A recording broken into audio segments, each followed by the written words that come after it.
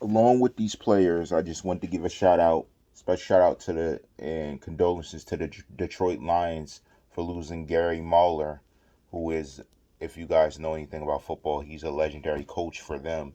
Changed their program, put players in position to make plays, and overall, same thing that a lot of these major coaches were to their team, a defining coach, and without that coach, there would be no current team strategy as we know it.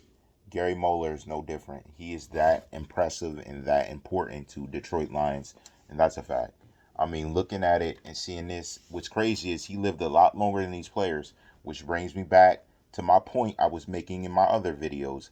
Is CTE or some other defect the cause of a lot of deceased players? Now, I want to mention this too.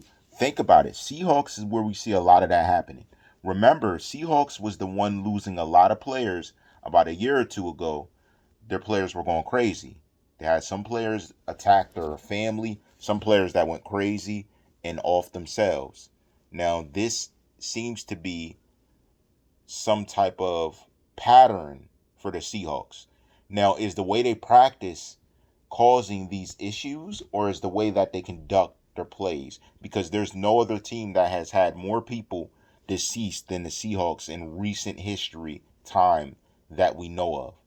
I mean, we're talking about newsworthy things with the Seahawks involving their players.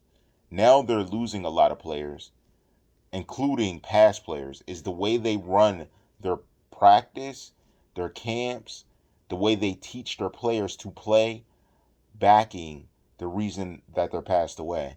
Now, studies need to be done, including scientific studies that I do not have resources to do, but I am questioning it from my standpoint of seeing a pattern of these players either mentally going crazy or these players being found to have CTE from their team, especially. What are your thoughts on that? Let me know below. It's just a thought.